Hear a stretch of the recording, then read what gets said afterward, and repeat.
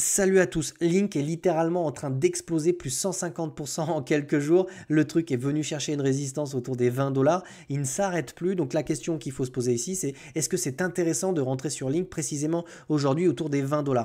Peut-être que toi tu as du Link et tu te dis, bah tiens, est-ce qu'il ne faudrait pas plutôt que je me mette à le vendre, d'accord? Donc dans cette vidéo, je vais t'expliquer un petit peu ce qui va se passer. On va anticiper les mouvements de prix. Tu vas voir qu'on a un petit peu de temps devant nous. Reste jusqu'à la fin de cette vidéo. Tu pourrais apprendre des choses. Je vais également parler de la personne qui ne s'est pas encore positionnée et qui pourrait essayer de rentrer comme ça en swing sur Link. Donc on va commencer tout de suite et le point de départ de cette analyse technique, ça va être l'halving de Bitcoin. Donc là tu vas te dire mais quel rapport? Et ben tu vas voir, tu vas vraiment à partir de cette vidéo te situer précisément sur Link et savoir précisément où tu te situes en termes de temporalité, de cyclicité, en termes de top de marché, etc. Donc c'est vraiment très important de savoir te situer sur un marché pour pas être perdu et de pas savoir quand prendre tes profits ou quand sortir, d'accord? Donc troisième halving ici sur Bitcoin, c'est ces droites qui sont orange que j'ai placées sur mon graphique, d'accord? Qu'est-ce que c'est l'halving? Très rapidement, diminution des récompenses par 2 pour Bitcoin, ça a un impact immédiat quasiment sur le prix, c'est-à-dire que quelques semaines après l'halving, on a tendance à avoir comme ça un bull run de Bitcoin qui prend de la valeur. Pourquoi? Parce qu'on a une réduction de son inflation. Ça a un impact immédiat en fait sur les particuliers, c'est que le prix de Bitcoin va attirer les particuliers dans le marché. C'est précisément quand les particuliers s'intéressent au marché des altcoins que tu commences à avoir des tokens qui explosent comme Link, d'accord? Donc pour ça, on va se situer sur la cyclicité, on va prendre cet intervalle de temps, on va partir du troisième halving et on va regarder ce qui s'est passé, quand est-ce qu'on est venu casser, tu vois, la résistance qui se situait autour des 20 $ ici, on est venu casser cette résistance au bout des 35 semaines après l'halving, ok? Ce que tu vois ici, c'est un run middle cycle, ok, qui se situe en gros entre le début et la fin du cycle. La fin du cycle se situe au top final sur Link, ok? Et on a fait exactement la même chose sur ce cycle. Donc ici, tu vois, on a une résistance qui se situe autour des 20 $. On va regarder un petit peu les intervalles de temps au niveau de mon quatrième halving. Et ici, si je viens me placer précisément sur cette résistance qu'on vient de casser, il y a 32 semaines. Donc tu vois, on est à 3 semaines près, cyclicité parfaitement respectée ici. Maintenant, on va directement regarder les structures. Donc déjà, tu vois, ça fait quelques minutes que tu regardes cette vidéo et tu arrives déjà à comprendre ce qui se passe et tu arrives déjà à te situer sur la cyclicité et sur le marché. Donc ici, ce qui va nous intéresser, c'est les structures. Ici, on a ce qu'on appelle des zones d'accumulation. C'est des zones qui sont intéressantes. Je poste énormément de vidéos sur YouTube, je poste sur Twitter des setups qui sont comme ça, prêts à exploser. C'est ça que tu dois regarder. C'est pas quand le truc il a pris 300 ou 400%. Je poste énormément de contenu comme ça. C'est pas ceux qui font le plus de vues parce que les gens en fait sont intéressés par des trucs qui ont déjà fait 500%. Donc si tu es intéressé par prendre des setups comme ça, j'en diffuse plein. Il y a Lido, AKT, RLC, j'en ai partagé plein.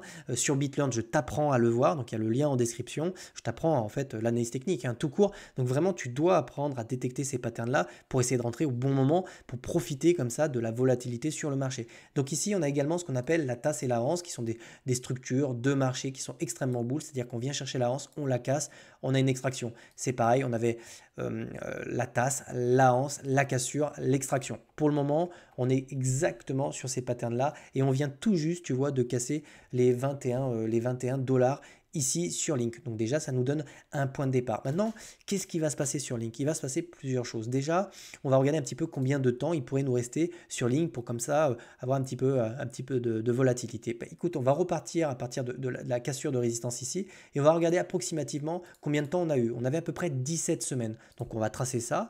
On va regarder un petit peu la temporalité ici sur Link et tu vois, à peu près 17 bars, donc 17 semaines nous ramènerait autour de mars-avril. C'est à peu près ce que j'avais également estimé sur Bitcoin pour avoir un premier top de marché. Ça correspondrait vraiment bien. Donc ici, 17 semaines durant lesquelles Link pourrait comme ça superformer Bitcoin, superformer certaines altcoins. Okay, donc ici maintenant, ce qui va nous intéresser, c'est d'accord, ok, je vois à peu près où est-ce qu'on peut se situer, quels seraient les niveaux d'extension et les niveaux de prix que Link pourrait venir chercher. Bah déjà, on va prendre notre Fibonacci et on va regarder ça tout de suite. On va partir.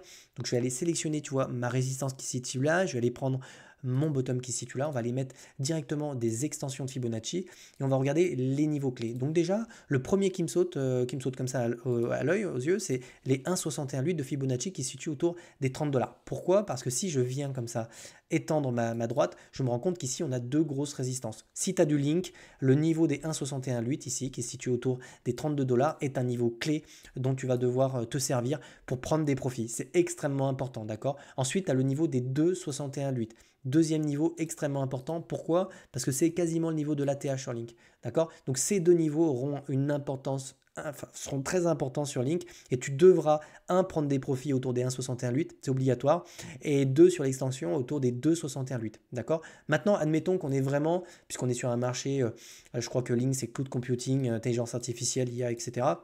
On pourrait peut-être avoir ce qu'on appelle une extension d'euphorie qui pourrait nous ramener à des niveaux de prix qui seraient beaucoup plus hauts. Maintenant, je vais rester plutôt mesuré, je ne vais pas te vendre trop d'opium, mais si toutefois, ici sur les 2,61,8, tu as conservé de la crypto, et je t'expliquerai quand est-ce que tu peux anticiper précisément le top, tu pourrais éventuellement avoir un link qui vient chercher sur des grosses extensions d'euphorie le niveau des 1,27,2 autour des 65 dollars. Okay, là, on est vraiment sur un ATH, on est sur quelque chose de très haussier. Ici, tu es censé quand même avoir pris une grosse partie de tes profits. Et le dernier niveau, selon moi, le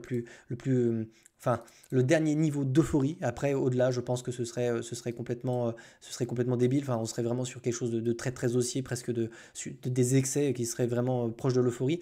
Le 1,61,8 qui se situe autour des 80 dollars serait pour moi la dernière target sur Link avant une grosse correction. Je ne te dis pas qu'on va chercher les 80 dollars, je te dis que c'est un niveau d'excès massif. Okay, pour moi, le niveau des 31 dollars, on va le toucher. Le niveau des 47 dollars est un niveau qui, selon moi, est bien possible. En plus, c'est l'ATH de l'ancien cycle. Okay, au-delà, on commence à jouer les prolongations et je t'invite quand même à te préparer à sortir du marché. Maintenant, tu dois te poser la question.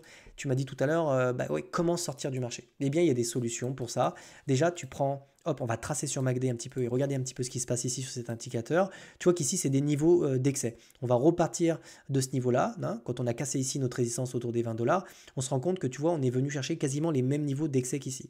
Tu te rends compte que c'est pas pour autant ici que le marché s'est retourné. Non, on a ce qu'on appelle derrière des divergences qui sont baissières et qui nous montrent qu'en fait, on a des prises de profit. Donc, je te la mets ici. C'est, hop, je vais te la tracer sur la charte. C'est quand on vient chercher comme ça une extension de prix, alors que sur tous mes indicateurs, on a quelque chose de baissier. D'accord? Pour le moment, si tu regardes le RSI, on n'est absolument pas encore rentré en surachat et on n'a absolument pas encore de divergences qui sont baissières. C'est pour ça que je te dis ici sur Link, on est sur quelque chose d'explosif, c'est une impulsion qui n'est pas terminée, qui va prendre le temps de se construire et on a devant nous des semaines pour ça, d'accord? Donc il faut vraiment que tu surveilles ce type de pattern avec des extensions de prix et des divergences baissières qui te poussent quand même à la sortie, d'accord? Si tu n'as pas de Link et que tu veux rentrer sur Link par exemple parce que tu as loupé le mouvement, parce que je sais pas, tu veux lancer un swing et tu veux précisément bien rentrer sur Link, il y a une solution, je vais te donner le niveau, en fait, le niveau à respecter.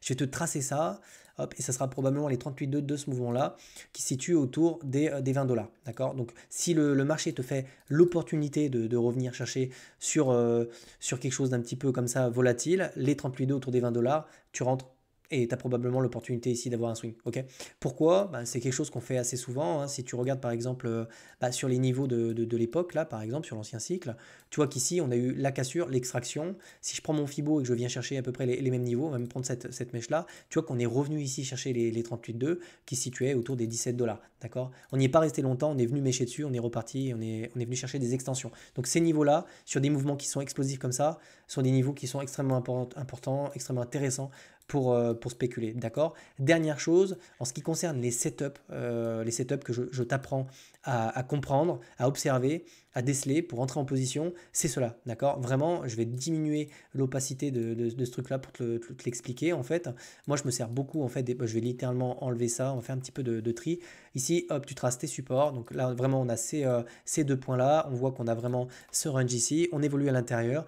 Théorie de dos, on a ce creux-là, les mêmes creux, même niveau. Ici, résistance, même niveau. Hein. On est vraiment sur deux mêmes niveaux. Moi, ce qui m'intéresse ici, c'est la dynamique. Ici, tu vois qu'on est venu chercher des creux qui étaient plus hauts que les précédents, mais on n'est toujours pas venu chercher un sommet plus haut. D'accord?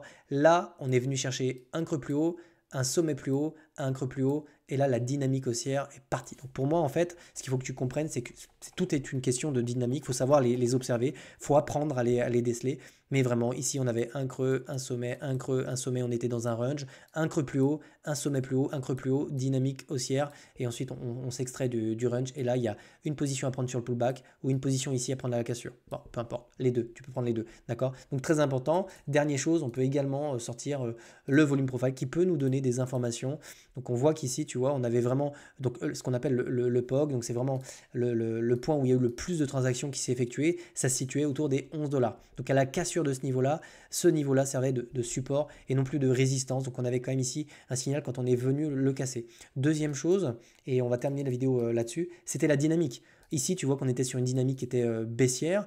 Ici, tu vois qu'on était plutôt sur une structure plutôt en forme de range. À la cassure du range, à la cassure de l'oblique qui est ici, on est parti, on a un run-up. C'est pas un hasard. Les structures sont importantes, d'accord? Donc, c'est vraiment pas un hasard à la croisée de toutes ces données-là, on a une extraction et on a quelque chose de très volatile comme ça. Voilà. Donc, très important. Maintenant, tu attends les divergences qui sont baissières. Tu attends à peu près en termes de cyclicité le nombre de semaines qui te permettent d'avoir un top sur Bitcoin. Crois-moi sur parole. Pour le moment, j'ai quand même l'impression qu'on est vraiment chronométré. C'est vraiment très très précis sur Ether. J'ai fait plein de vidéos sur le sujet.